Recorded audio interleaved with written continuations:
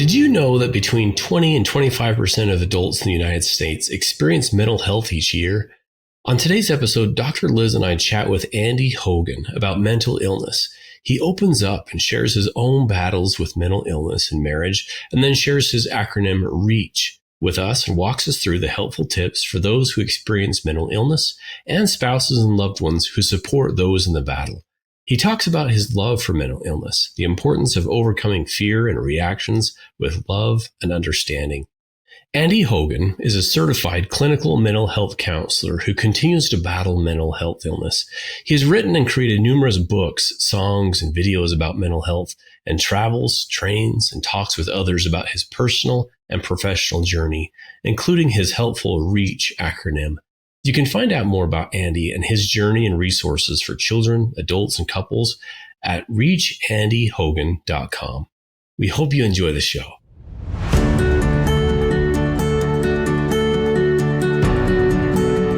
Welcome to Stronger Marriage Connection. We've got the psychologist and the professor. I'm Dr. Liz, along with my friend Dr. Dave, and together we are bringing you the best we have in valid marital research, along with a few tips and tools to help you create the marriage of your dreams. All right, friends, who better to work with individuals who are managing mental illness than someone who has been there themselves? Licensed mental health counselor Andy Hogan lived through his own deep, dark, painful mental illness to wellness journey. And he is here today to offer a loving, helpful hand to those with mental illness, as well as to those who love them. Welcome to Stronger Marriage Connection, Andy. Thank you so much for having me. It's really lovely having you. And thank you for your candor, just for your willingness to reach out and really help those that are struggling. It's got to feel so lonely and isolating. Yes. Depression. What is depression? I think that's what it is. It's a feeling of loneliness and isolation. Gosh. Yeah. We've got depression, anxiety, bipolar, OCD, ADHD, and all the mental disorders can feel like waves in a raging river that sinks the lives of all who, I'm going to say that again because it's your beautiful quote. And all mental disorders can feel like waves in a raging river that sink the lives of all who fall in. That probably sounds familiar to you, Andy, because that's from your book, Love for Mental Illness. I've never considered this before, to be honest with you. It's important to have a love for mental illness. And what does that look like? Yeah. Awesome way to start out our conversation today. The inspiration for comparing mental illness with river rapids came while I was on a river rafting trip down Cataract Canyon between Moab and Lake Powell in southern Utah with my dad and my sister, Sarah, who you know. Yeah. Know and love. Yep. Yeah, love Sarah. And there was a set of rapids where 1 second I was sitting on the side of the raft, paddling my heart away. And the next second, the rapids just pulled me into the water and underneath the raft.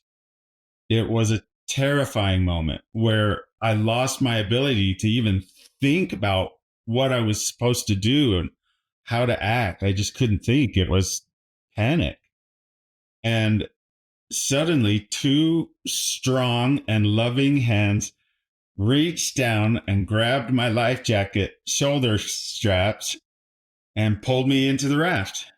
And it was my sister, Sarah. Oh.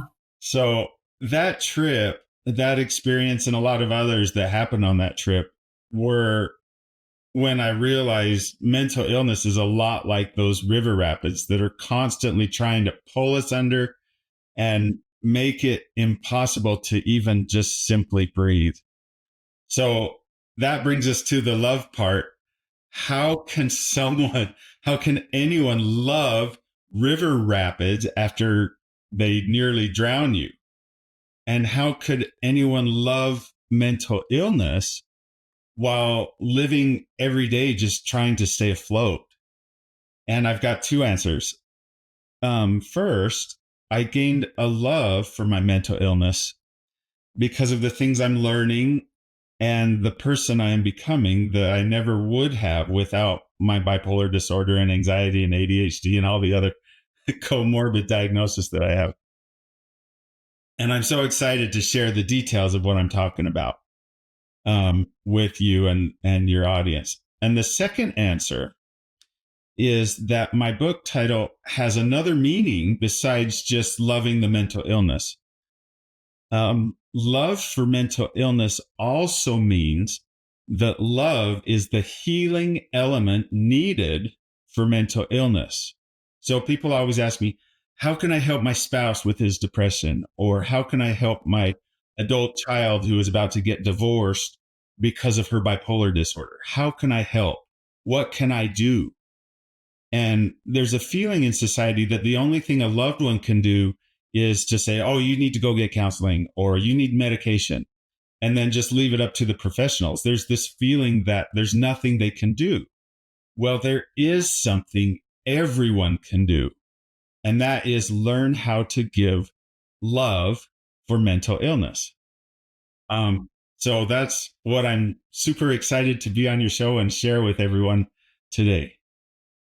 Oh man, this is great, Andy. Before we dive into like the meat of this, I'd love to set some context up for this a little bit. As a 19-year-old missionary for your church, you were serving in Taiwan when you suffered a manic psychosis breakdown. What were the details of this breakdown for you, Andy, including your rock bottom? What happened? Yeah, so it would take a whole book to answer that question fully. And I've actually written a book, a humble plug here, that I have a book called Bipolar Disorder in Truth that gives all of those details. It just tells the story of what happened. And so if people want all the details, find the book Bipolar Disorder on my website, reachandyhogan.com. But to give you just some of the crazy details, so crazy, right? My psychosis. I like to joke about it now, but at the time it wasn't a laughing matter. It was a living nightmare. I'd been serving in Taiwan for nearly a year, and I had mania and depression and anxiety that I didn't recognize. And remember that word recognize. We're going to be talking about that. I didn't recognize what was happening. And so it grew. And mania, when it's not recognized, the danger is it can move into psychosis. And that's what happened with me. One day, I guess the best way to say it is just common language. I lost it. I went crazy. I lost the ability to choose what I was saying and what I was doing. And there was just all these repressed thoughts that were just coming out. And so it was so bad that my mission companion called for help. And I was in the church way down in southern Taiwan where I was far away from help. And the zone leaders that came to be with me while the mission president was coming down to get me were sitting on both sides of me, and I was kneeling down on the floor of the church, just praying, trying to say, and I kept in my prayer, I kept saying, I got to wake up. I'm having a nightmare and just let me wake up. But it was real. That was the problem. And so when the mission president got there, it was several hours later, and they decided to take me to a hospital, which is the right thing to do.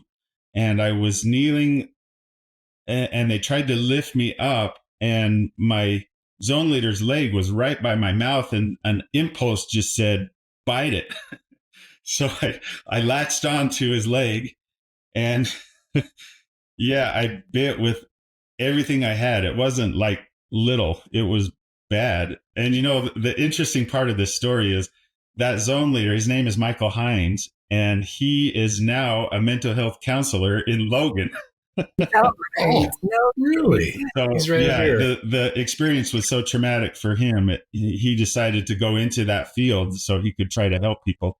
One time I was giving a talk on telling this story, and he came to hear me speak. I was speaking at a NAMI group in Logan there, and he came up after I told the story and after the meeting, and he said, "Do you want to see the scar on my leg?"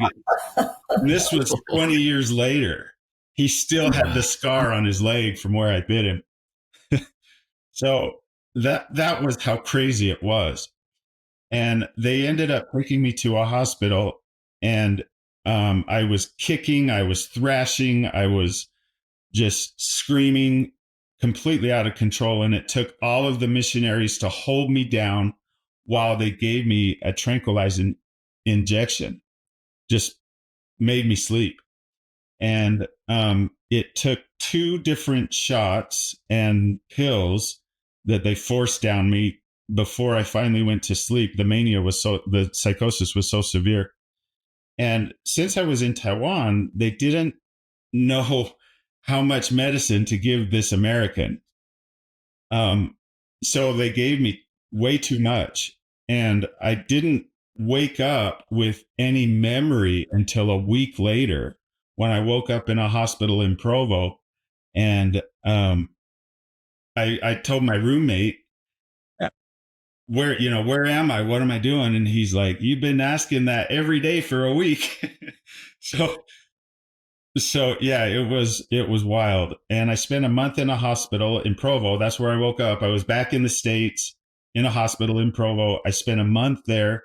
Then I was reassigned to Montana, where not long after that, I had another breakdown that was just as crazy, just as more insane details, just as many more details, and ended up finishing my mission and coming home early, 6 months earlier than the normal 2 years that LDS missionaries serve.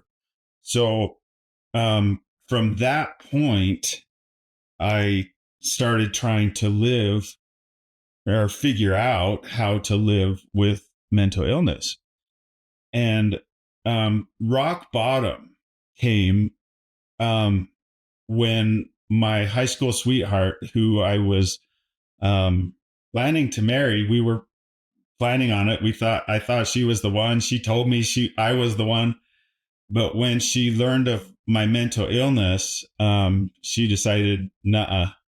And I I was so desperate. I proposed to her on a cold day, and she said, I can't do this.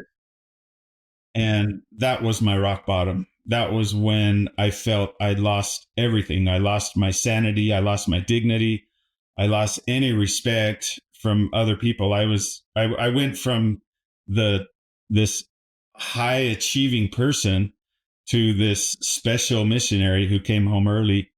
I felt like I lost my identity. And now I lost the one person who I felt I could find happiness with in life, and she was gone too. Oh, heartbreaking. Just devastating. Yeah, Wow. that's my crazy story. It's there was a point when I was in Montana having psychosis for the second time, and I was inside a car, and I just the impulse to just open the door and jump in front of a truck that was coming was so strong. It took every bit of willpower to just sit in that seat and not move. Just say, no, I'm going to live. That was the impulse, and that's how strong it was. Yeah. So powerful. Now, I mean, mental illness is not entirely new, right, to you or your family. You were 11 years old when your mother first suffered from manic psychosis herself.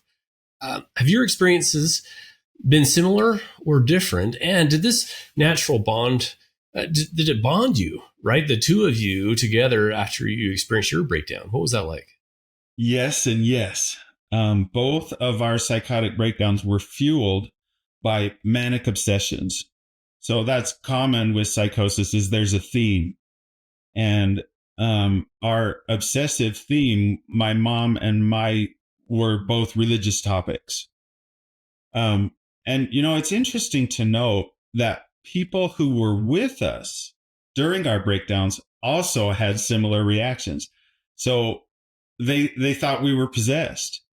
As that young 11-year-old, I remember sneaking to my parents' bedroom where it was happening, peeking in, and I could see my dad trying to cast out evil spirits from my mom. And in Montana, when I was there, it happened at a zone conference, which is when missionaries from all over get together for a meeting. And everyone knew that outside the church there, something was happening with Elder Hogan. And the rumor that was going around was that Hogan had a devil and they couldn't cast it out.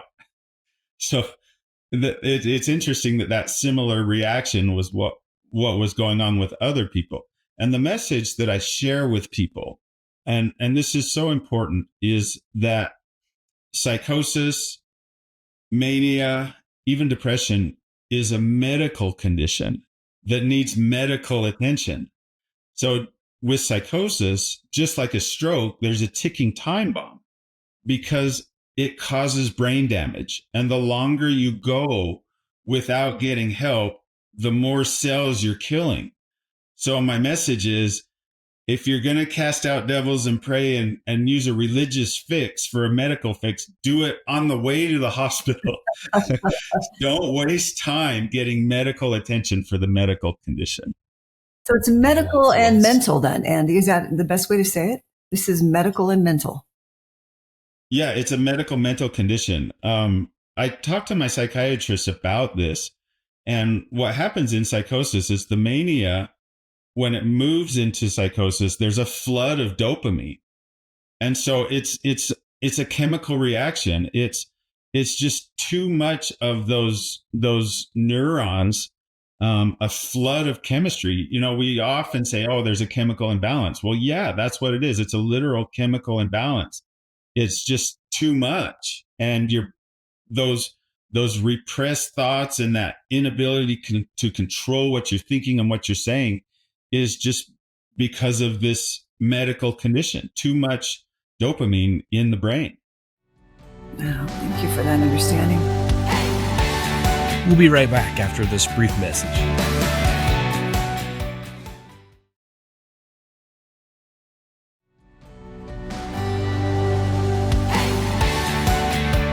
And we're back. Well, let's dive right in. Another great quote from your book. I love this. A fundamental purpose of this life is a test to see who will choose to act with love instead of react to fear. Mental illness may just be you and your loved one's test of love. That's powerful. Tell us a little bit more about how fear complicates recovery and connection. Fear is the culprit, is it not? Yeah, that is such a great question. And it's kind of the core of my message. So let me give you an example. I love to watch prank videos. And there's a Halloween one where a kind and loving dad brings his little daughter up to a bowl of candy. This is a Halloween prank. Brings his little daughter up to a bowl of candy that is sitting next to a stuffed scarecrow, right? So is it stuffed? There's this bowl of candy and the scarecrow sitting there. And right when the little girl goes to get her Halloween candy, the guy in the scarecrow suit jumps up, boo, and scares him. Yeah. Yikes. So scare, right? That's the key word there, scares him. So how does the dad react to that fear? Well, he punches the scarecrow in the face. And it's automatic, right? It's automatic. Automatic, right.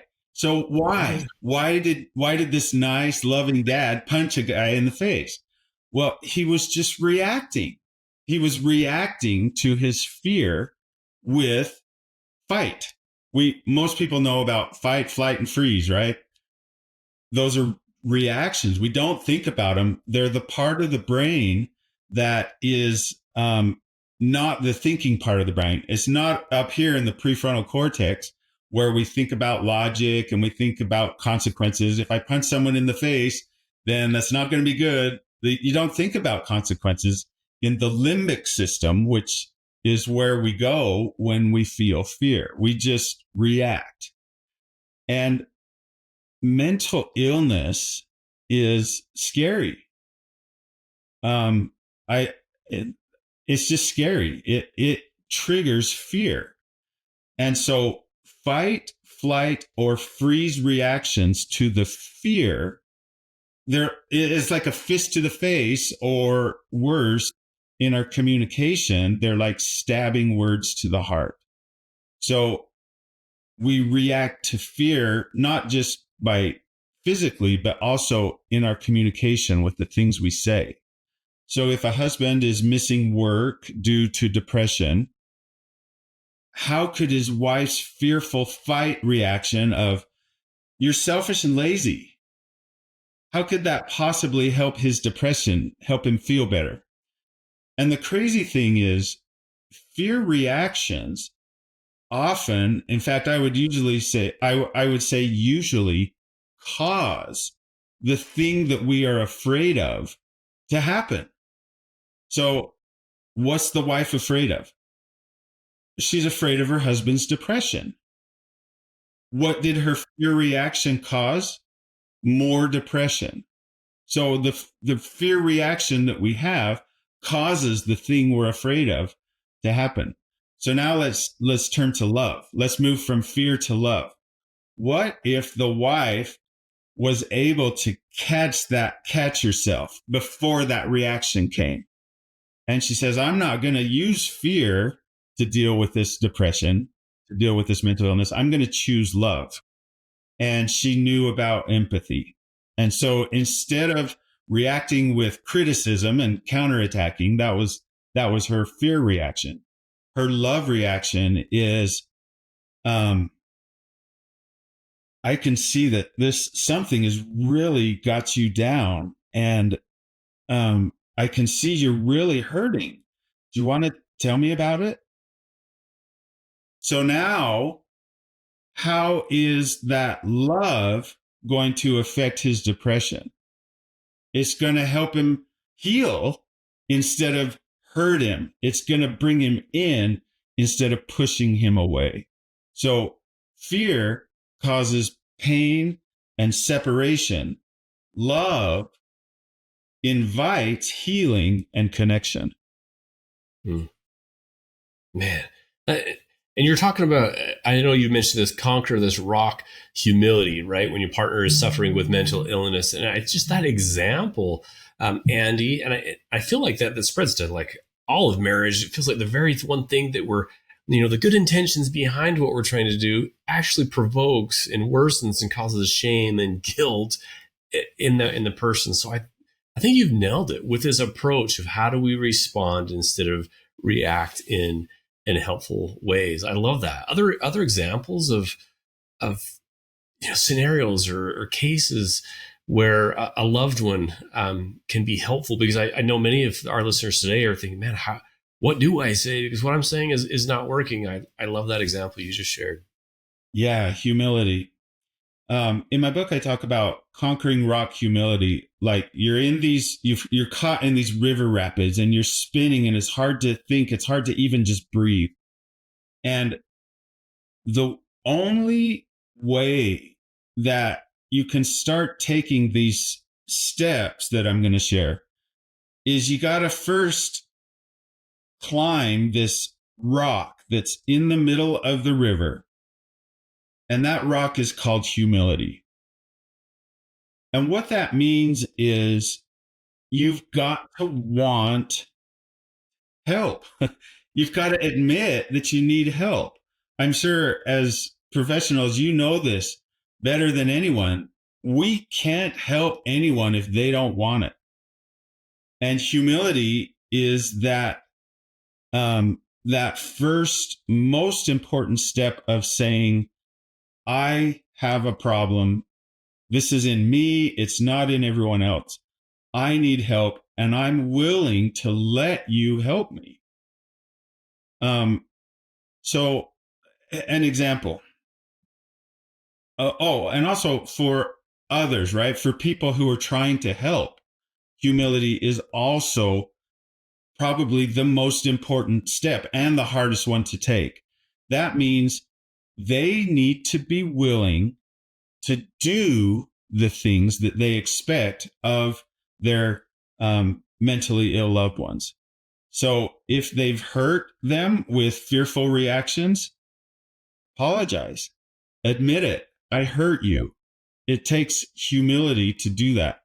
And it's hard because they're facing their fears in doing that. We're facing our fears. It's all of us. Yes, right. So one night, here's an example. One night I was home from my mission. I was living with the bipolar cycle, trying to live with it. And I was still having this cycle of mania and depression. And sometimes the mania would move into psychosis. And one night this was happening. I was losing it again. That thought in my mind, here we go again. And my dad was there, and he knew what was happening. We talked to the doctor. We had medication. And the doctor had told him, you've got to get his antipsychotic medication in him to slow these thoughts and this energy and this mania. And so he got my medication and he had it in his hand and he said, I really need you to take this. But I didn't want to take it. I was resistant. And I was just lying on my bed trying not to, or trying to slow my thoughts and not be taken away by psychosis again. And so he was kneeling right next to my bed, right in my face, telling me how much he loved me, how much he wanted to help. And the only thing that I could smell was his bad breath. It was horrible. It was like we had horses and it smelled like thrush. Thrush is what horses get on the bottom of their hooves when they walk around in stinky manure for days and days and days. That's what it smelled like to me. And he said, I really want to help you and I love you so much. And I said, the way you can help is to go brush your teeth. Well, no, that wasn't the problem. The problem was me and my psychosis and getting that medication into me. And he refused. He wouldn't do it. He just kept telling me why I needed to take the medication. And so finally I said, okay, you go brush your teeth and I'll take the medication. He said, okay. And then he gave me the medication, made sure I swallowed it. Then he went into the other room for less than 10 seconds and came back. And he proceeded to tell me how much he loved me. And his breath smelled like mouthwash and thrush. He didn't brush his teeth. Yeah. So, I mean, he got the meds down me. Yes. But not being willing to do what he was asking me to do. What was he asking me to do? He was asking me to give him control, to let him make the decision of what was happening. And me saying, go brush your teeth, was me asking for my control. So we were both wanting some control, and he was unwilling to do what he was asking of me. And it really hurt our relationship. It really hurt my trust of him.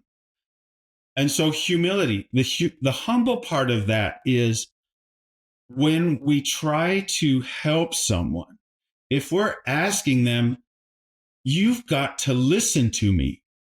You've got to let me tell you what to do. And the person with mental illness says, you've got to listen to me. You've got weaknesses that you need to change.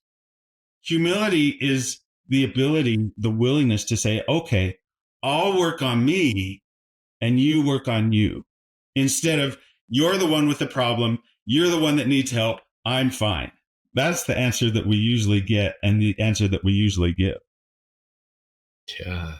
Wow, Andy, thank you for setting all that. These examples, I think, are very helpful. Now, personally and professionally, you rely on the acronym REACH to teach others how to find a love for mental illness. And this is for both parties. Is that right? For those who are suffering as well as those who are loving them. That's right. That's right. REACH acronym. Can we go through that? Let's start with the R in REACH. You talk about recognize. What should both partners recognize exactly? Yes, recognize. Recognize the source of symptoms. That's the first step. That's the R of REACH. So what does that mean? It means we're moving from reaction. When we don't recognize mental illness, when we don't recognize depression, when we don't recognize anxiety, then we just react to it. And the reactions come in our beliefs, our thoughts, our words, and our actions. So, like on my mission, I didn't recognize that when I was staying up all night, trying to understand the theme of my manic obsession, that was a symptom.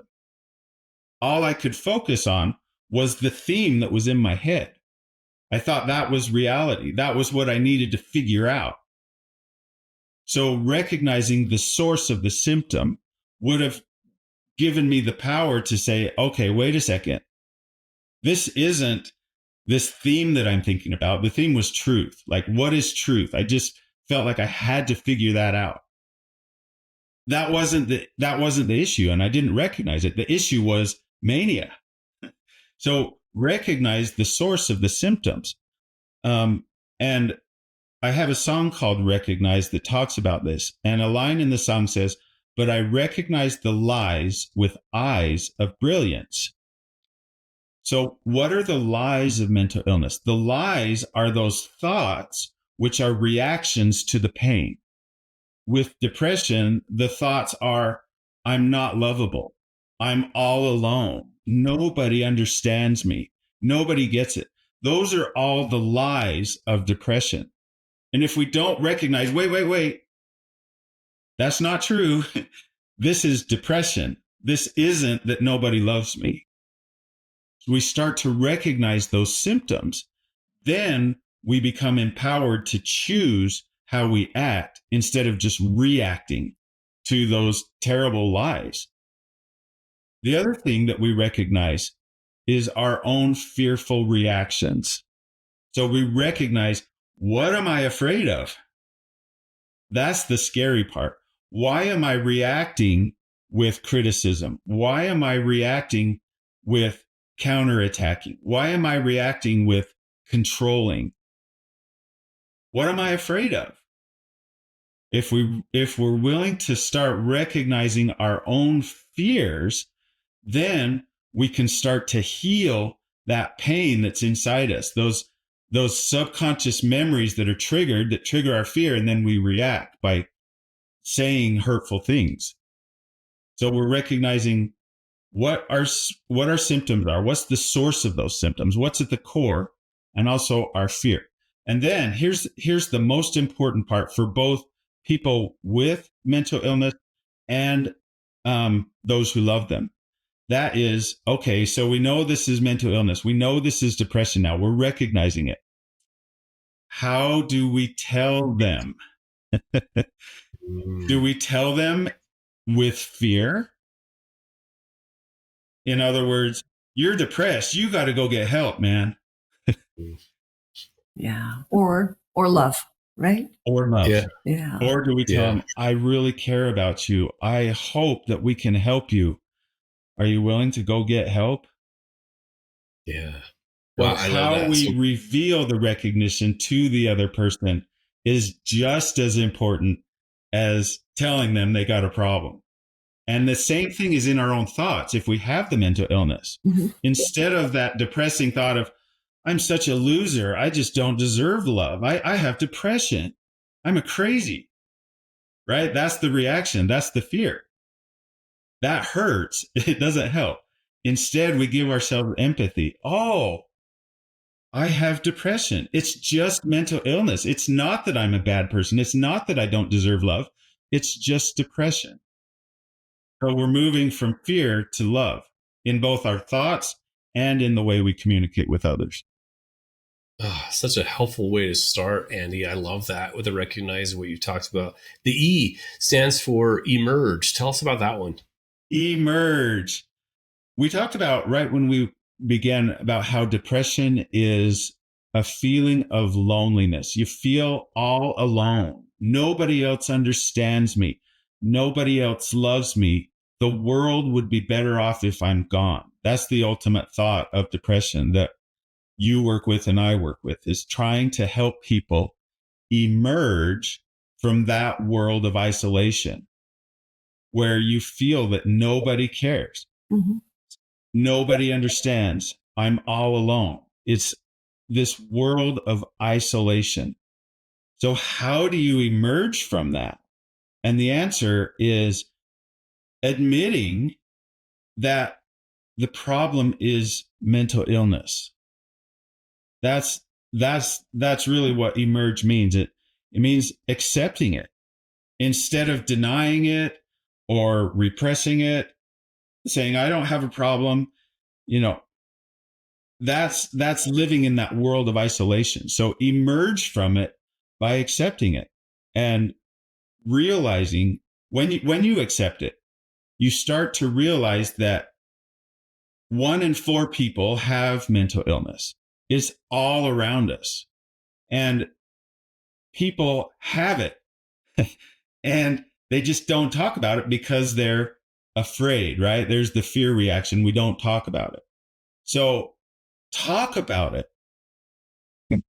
Get help. Listen to the stories of others.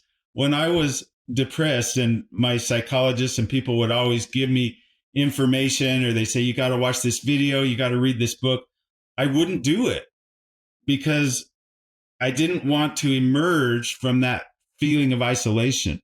When I finally did, and I started talking about it with people, I discovered, oh my gosh, everyone deals with this, in whether it's themselves or a loved one that they have.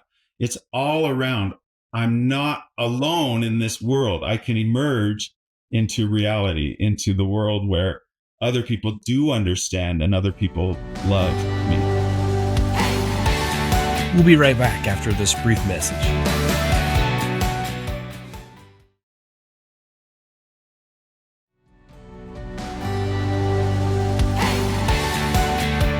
And we're back. Well, let's dive right in. Like when I had psychosis, everybody recognized I had mental illness, right? Yeah. It was obvious at that point what was going on. So recognizing it, yeah. But accepting I'm a person with mental illness, that was a completely different step. And for me, that was the hard one. Yeah. And the funny thing about all this, Andy, our conversation is the physical illness. We wouldn't, if my tooth hurts, I wouldn't think twice, going to a dentist, or heart disease or cancer, any kind of other illness. It's like, oh yeah, yes, go. But man, with mental illness, for some reason, I think we're getting better with this, and being able to talk about it like we're doing today, I think is helpful. And this is going to help countless people. Okay, so we've got recognize, we've got emerge. The A stands for authenticate. Tell us about that one. Authenticate, become authentic. That's kind of a popular word now. Live your authentic self. We hear it a lot. And it's so important. What that means, authenticate self and mental illness is the whole step. So what that means is I love to fish. And when I go fishing, a lot of times I'm fishing in the lake and I cast out my line and I reel it in, and it's all tangled up in another fishing line where somebody had got a snag and got a tangle. And there's this big jumble of fishing line out in the lake. And now my line's all tangled up in it and I have to untangle it. That's what I compare this step to. mental illness gets all tangled up in who we are, our personality, who we think we are, what we believe is all tangled up with mental illness, these thoughts and these beliefs. And so this step is, okay, now we're recognizing this is mental illness. We're accepting it. This is something real, something, it's okay to have mental illness. That, I mean, that's emerging, is part of emerging, is realizing it's okay. You're still a good person. You're still a loving person. You can still live a good life. Now let's figure out what's me and what's the mental illness. Let's become authentic. Instead of denying it, saying, just that fake smile, let's learn to have a real smile. Instead of saying everything's fine, let's learn to say the things that are fine. Find the real part, the authentic parts of life. And the thing I tell my clients and people who I talk to when I talk about this step is, okay, so we're sorting out, who am I and what is mental illness? There's choice here. We're not just finding ourselves, we're choosing who we are. So all of those bad parts, like something that I still struggle with to this day is my sleeping. Dr. Liz, you probably noticed some of my texts come at 3 a.m. My sleeping is still way, way off. That is a part that I say, this is mental illness. I'm not a lazy person who doesn't make a good choice to get up early in the morning and go to bed. That's not me. That's not who I am. That's mental illness. So I put the parts that are negative, I say that's the mental illness. And the parts that are positive, I choose to put on me. That's me. I'm a person who does care. I'm a person who tries really hard to be good, to do the right things, to love. That's me. That's who I am. And so becoming authentic is this sorting out of that tangled up fishing line where you're cutting away the tangled up part. That's the mental illness. And you're keeping the part that has your fishing hook on and maybe a fish on the end. That's me. That's who I am. Becoming authentic is that process. And partners the same way? A partner? How? Yes. So partners, what I see is parents or spouses, they're afraid of admitting that they love someone with a mental illness. So they deny it. They pretend that everything's okay. When people ask them, "Oh, how's your spouse doing?" "Oh, fine, he's doing great." It's not authentic. So becoming authentic means, okay, I'm learning about my spouse's mental illness. I'm learning what parts of his behavior, his thoughts, his beliefs, what part of that is mental illness, and what part is the one I love, the one I choose to love. So, yeah, becoming authentic is also very important for people who love and care for us. Beautiful. Please tell our listeners a little bit about when you met Soraya and you guys made this connection. She too has served a mission in Taiwan. I thought it was really quite endearing. Yeah. I'll try to make this long story short. So Soraya also served her mission in Taiwan. We were at different times. We didn't know each other while we were serving. It was actually different times and different missions. She was in the north, I was in the south. And she left for her mission after I was probably about when I was in Montana. So we never knew each other. And after she was home and I was home, somebody set us up because we had both served in Taiwan. And I had just gone through this breakup that I talked about where I was completely heartbroken and completely crushed. And I didn't want to play the dating game. I didn't want to play the game. And so on our first date, I just told her, she took me on a hike up. The University of Utah has a big U up on the mountain. And our first date, we hiked up to the U up there. We were coming home, and I'm thinking in my mind, I got to tell her, I'm not going to play this game. And so I purposely said to her, look at these pine trees. They kind of remind me of my mission in Montana. And she's like, your mission in Montana? I thought you served in Taiwan, right? So I set myself up. I'm like, yeah, well, I started in Taiwan, but I finished in Montana. And then I said, remember, did you ever hear about a missionary who went crazy in the South? And she gets really quiet and she looks at me and she goes, that was you. She had heard about it in a separate mission at a separate time. She had heard about me. Like it was all over the whole island. Hogan going crazy. And I'm like, yep, that was me. And I said, I just want you to know that I have mental illness. And if you want to date me, if you want to have a relationship with me, this is going to be a part of it. And I just like threw it out there. And then I took her home and dropped her off. Well, she talked to her parents.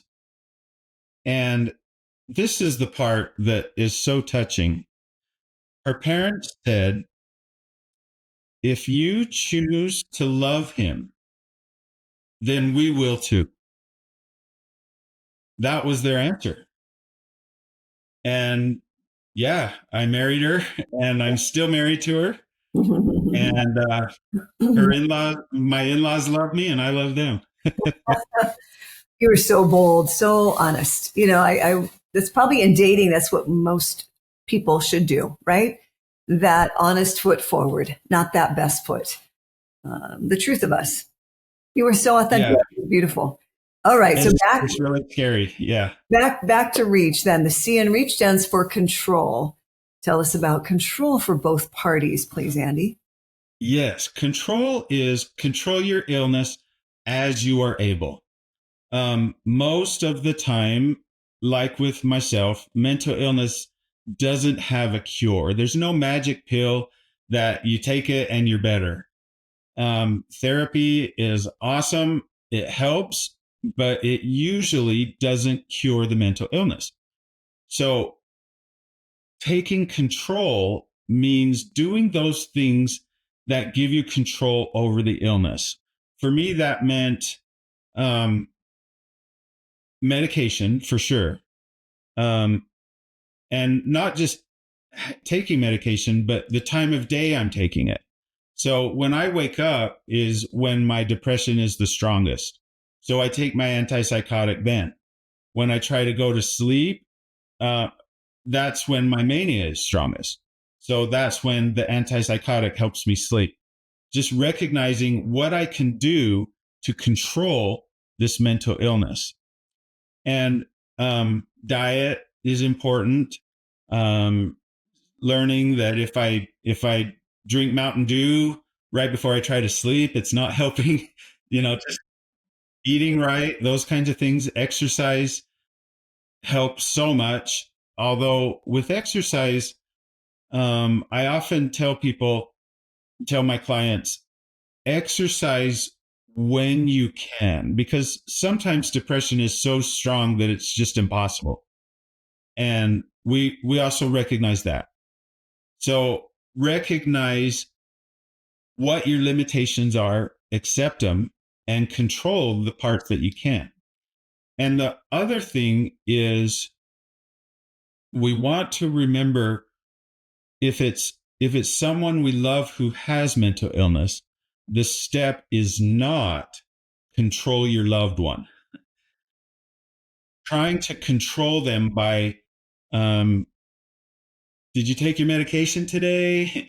Yeah, I think you're getting manic. You need to settle down. Trying to control them will hurt your relationship and it will hurt their healing process.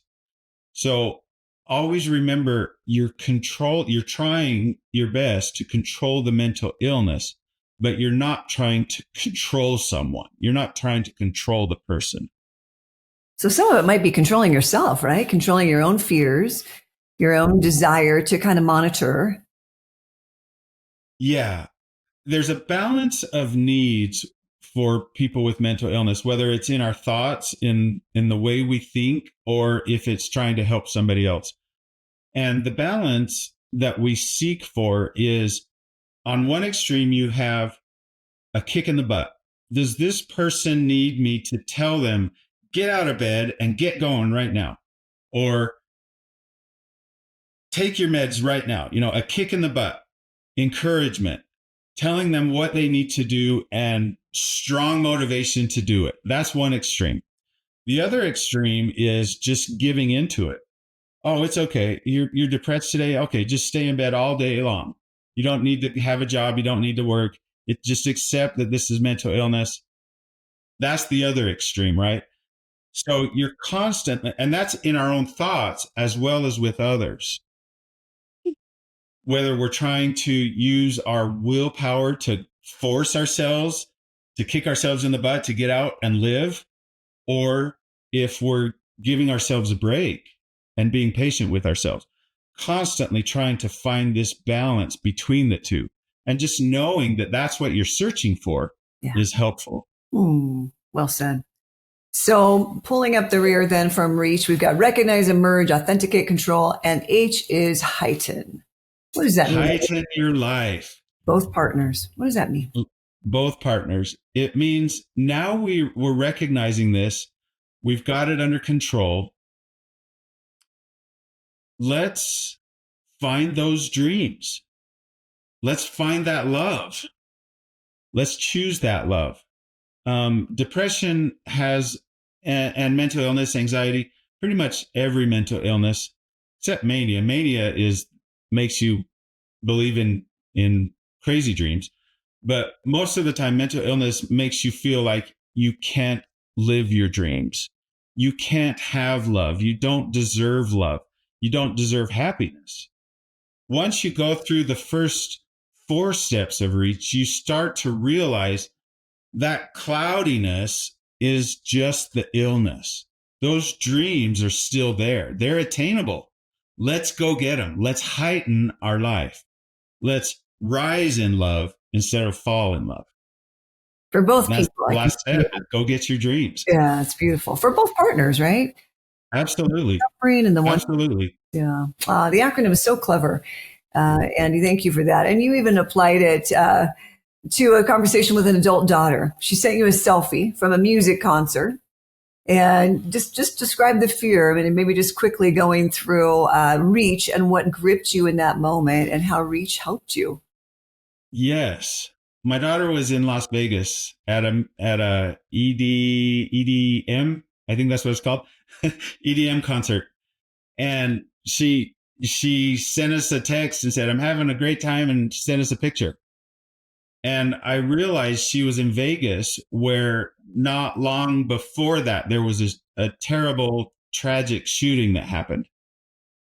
So that was the fear trigger inside me. And I wanted to react by saying, you got to get out of there. I wanted to take control and make her leave. But I recognized my fear. I recognized, wait a minute, this isn't her being in danger. This isn't real danger. This is my anxiety. That's what's causing this fear. So I recognized it. Emerging from that isolation, that feeling of I'm the only one. So I asked my wife, I watched my wife, I trusted my daughter. In their world, she was safe. She was fine. And so I emerged from my own place of isolation to their world, where she was having a good time. She was safe. Being authentic means it's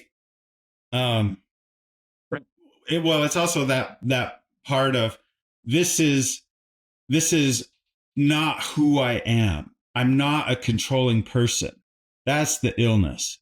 Being authentic means I can see that she's having a good time and I can be happy for her. I'm going to be authentic about that. Controlling the mental illness is just that decision in my head of, I'm not going to try to control. I choose to give love. So send her back a text that just said, so happy you're having a good time. Thanks for sharing your fun time with us. But that was how I controlled the reaction. Instead of reacting, I chose to control. And then Heighten Life was just our relationship got better because my reaction didn't make her stop wanting to share the fun that she was having with her life. She still likes to talk to us. She still likes to be around us because I took those other steps and I didn't react to fear in a way that hurt our relationship. Our relationship is heightened because I took those steps of reach. I love it. Thank you. Very cool. Wow. Well, man, Andy, this has been so very helpful. Hey, before we let you go, a couple of questions that we ask all of our guests. The first one being, what do you feel like is the key to a stronger marriage connection? The key to a stronger marriage connection is choosing love over reacting to fear in your communications. I mean, it sounds easy. It sounds simplistic. The hard part is admitting that your help, those things that you're telling your partner they need to change, or the hard part of that is admitting that could be control. It could be you reacting to your fear and not as much about showing love. So recognizing your own fear reactions and then giving authentic love is the key. Those who are willing to do it, who face their fear and learn to give authentic love instead of fear reactions, that is, I guarantee, the key to strengthening your marriage. Wow. That absolutely love it. Thank you. We would agree. And Andy, where can our listeners and viewers find you, your therapy practice, public speaking services, and other great resources? Where do they go, please?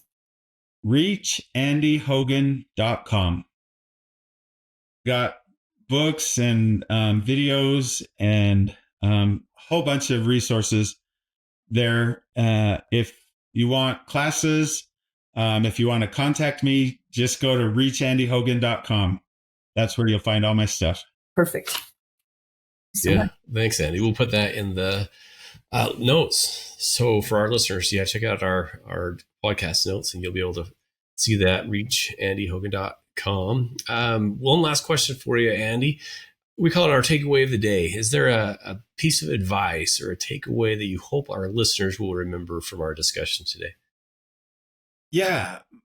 The piece of advice is the thing you can do to help someone with mental illness or to help yourself, if you recognize mental illness in yourself, the thing you can do is to face your fears and learn to love in your thoughts, in your beliefs, and in your actions. There is something you can do, and it works. It helps. That is the thing you can do for mental illness is give love. Give love for mental illness. Oh, love that message, Andy. Liz, what about you? What's your takeaway of the day from our discussion? That certainly does stand out, Dave and Andy both. I love this whole this whole idea about fear really creates more pain, creates more separation, but that love and acceptance that's what creates health and connection. I thought that was really beautiful. I'm going to think differently about mental illness because of our time with you, Andy. Dave, what about you? What's your takeaway of the day with our time with Andy Hogan? Yeah, Andy, this has been so helpful in so many ways. I love the REACH acronym. I love very visual. As soon as you said the fishing and the line, I grew up fishing with my dad, and my brother, and just resonate. I could see this line that we're pulling in, and you've got tangled up in other people's lines before. Oh, tangled up in others, our own, even when we cross lines and all kinds of fishing messes. Yeah. But I love that that's not you, right? That in fact in Taiwan, that wasn't you. That episode wasn't Andy, right? It's an illness. Our illness doesn't define us. Our feelings, all that doesn't, what we're struggling with doesn't define us. That's not our real you. Cutting that away, kind of visually saying, hey, that this influences perhaps, right? Me, my behavior, personality, but it's not me. I love that message. So thank you. You're welcome. Oh, wow. We sure appreciate you again. Once again, Andy, thanks for joining us. And we'll see you next time, friends, on another episode of the Stronger Marriage Connection podcast. And remember, it's small things often that create a stronger marriage connection. Take really good care now. Bye-bye. Thanks for joining us today. Hey, do us a favor and take a second to subscribe to our podcast and the Utah Marriage Commission YouTube channel at Utah Marriage Commission, where you can watch this and every episode of the show. Be sure to smash the like button, leave a comment, and share this episode with a friend. You can also follow and interact with us on Instagram at Stronger Marriage Live and Facebook at Stronger Marriage. So be sure to share with us which topics you loved or which guests we should have on the show next. If you want even more resources to improve your marriage or relationship connection, visit strongermarriage.org, where you'll find free workshops, e-courses, in-depth webinars, relationship surveys, and more. Each episode of Stronger Marriage Connection is hosted and sponsored by the Utah Marriage Commission at Utah State University. And finally, a big thanks to our producer, Rex Polanis, and the team at Utah State University, and you, our audience. You make this show possible. The opinions, findings, conclusions, and recommendations expressed in this podcast do not necessarily reflect the views of the Utah Marriage Commission.